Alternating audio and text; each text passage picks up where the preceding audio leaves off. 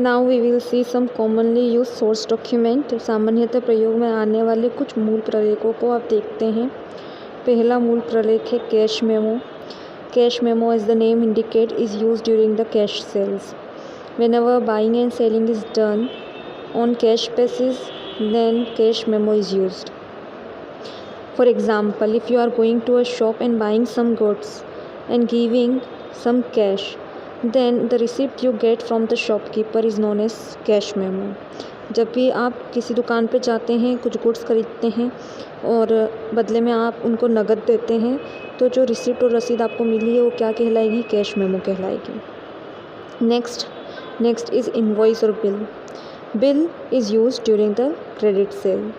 When buying and selling done in credit, then it is known as, then the document which you get is known as bill. जब भी buying selling जो है, क्रय विक्रय जब भी उधार में होगा तो उस समय जो भी रसीद आपको मिलेगी उसको हम क्या कहेंगे? बिल कहेंगे या इनवॉइस कहेंगे। नेक्स्ट इज रसीद, receipt. Whenever we are buying selling goods on credit or cash, then we are using cash memo and the invoice and bill. जब हम क्रय विक्रय करते हैं, उधार में हो या नगद, हम कैश मेमो या बिल का प्रयोग करते हैं। But receipt are use mostly when the goods are not involve. जब हम यहाँ माल की बात नहीं कर रहे हैं, कोई भी आइटम खरीद रहे बेच रहे नहीं हैं, बट हम क्या कर रहे हैं, यहाँ पे सर्विस ले रहे हैं, सेवा ले रहे हैं या सेवा दे रहे हैं। तो जब भी आप कोई सेवा लेते हैं या देते हैं या किसी और कारण से भी आप जो है पैसे देते हैं या पैसे लेते हैं, तो document which are used in this type of transaction it is known as receipt और रसीद। यहाँ मैं आपको एक एग्ज़ाम्पल देना चाहूँगी। फॉर एग्ज़ाम्पल, आप स्कूल आए, आपने फ़ीस भरी, तो बदले में आपको एक डॉक्यूमेंट मिला जिस पे लिखा था कि आपने फ़ीस क्यों भरी है, कारण लिखा था, मतलब वो टाइप लिखा था कि आप किस चीज़ की फ़ीस भर रहे हैं। अकाउंटेंट के उसमें सिग्नेचर थे, साथ में स्कूल का नाम ऊपर टॉप पर था। और इस टाइप के डॉक्यूमेंट को अब हम यहाँ क्या कहेंगे? रिसिप्ट बोलेंगे या रसीद बोलेंगे। यहाँ आप किस प्रकार की सेवा ले रहे हैं? आप यहाँ पे पढ़ने के लिए एजुकेशन फैसिलिटियाँ आप ले रहे हैं। तो जब भी हम कैश पे करते हैं, भले हम यहाँ गुड्स ना खरीदते हो, बट अगर हमने कैश पे करा है तो उसके बदले में हमें जो प्रूफ मिलता है, जो भी डॉक्यूमेंट हमको मिलता है as a proof, it is known as receipt और रसीद।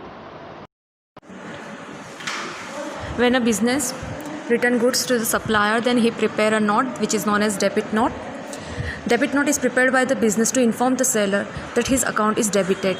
That means the businessman will not pay any amount to the seller for the goods returned. Similarly, when the seller receives the goods, then he will prepare a credit note and give it to the buyer of the goods to inform the buyer that his account is credited and he have not to pay any amount due to the seller.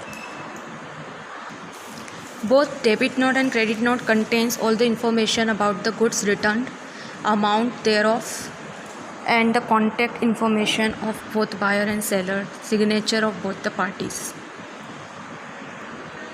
If credit note is prepared, then the first signature will be done by the seller, and if the debit note is prepared, then the first signature will be done by the buyer. जब एक व्यवसाय अपनी पूर्तिकर्ताओं को खरीदे हुए goods को, खरीदे हुए माल को वापस करता है, तो वो एक डेबिट नोट बनाता है। डेबिट नोट बनाने का उद्देश्य ये होता है कि वो पूर्तिकर्ता को बताना चाहता है कि उसने इतने गुड्स रिटर्न कर दिए हैं और अब उसको इतना पैसा नहीं देना है, इसलिए वो जो है पूर्तिकर्ता का जो खाता है उसको क्या कर रहा है? नाम कर रहा है, डेबिट कर रहा है। सिमिलरली, जब पूर्तिकर्ता को गुड्स मिलते हैं तो वो क्या बनाता है? एक क्रेडिट नोट बनाता है, और वो क्रेडिट नोट किसको देता है? व्यवसाय को, जिसने गुड्स रिटर्न करे हैं उसको वापस देता है और कहता है कि आपके गुड्स हमको मिल गए हैं, जो आपने रिटर्न कर दिए हैं, इसलिए अब आपको इतना अमाउंट नहीं देना है, इसलिए हम आपका खाता क्या कर रहे हैं? क्रेडिट कर रहे हैं। डेबिट नोट और क्रेडिट नोट दोनों में माल की पूरी जानकारी होती है तथा पूरा जो राशि होती है माल की वो लिखी होती है। Now, pay in slip. Pay in slip is mostly used in the banks, जमा पर्ची भी इन्हें कहते हैं, जो कि बैंक्स में ज़्यादा यूज़ होती हैं। जब भी आप जो है अपने खाते में कुछ पैसे जमा कराना चाहते हैं तब आपको ये स्लिप को भरना होता है। This slip you have to fill this slip whenever you want to deposit some cash in your account. This slip contains two parts. It is divided into two parts, two separate parts. After filling that, one part is kept by the banker and one part is returned to the customer as for the purpose of proof. दो पार्टों में होती है। जब आप भर लेते हैं slip को तो उसमें से एक पार्ट बैंकर रख लेता है और एक पार्ट आपको रिटर्न कर देता है प्रूफ के तौर पर। In that paying slip you are filling the amount which you want to deposit and your account number, name of the bank, branch of the bank and your signature. After when you give this slip along with the cash to the banker, then what he will do? He will also do signature and the seal of the bank, and then he will deposit your cash into your account, and one part is returned, one part of the slip is returned to the customer again. This is known as pay in slip. Once try to go to bank and try to deposit some cash, you will get an idea practically also. A check is a negotiable transferable instrument. It can be transferred from one person to another. A check contains the name of the person to whom the amount has to be transferred. The amount which is to be transferred, the amount should be in figure and words both, and it should contain the date and the signature of the drawer. Drawer is the person who prepares the check to transfer an amount to a particular person. It will be then authorized by the banker. Bank seal and the banker's signature will authorize or valid a check, and the amount will be transferred to the person whom name is mentioned on the check.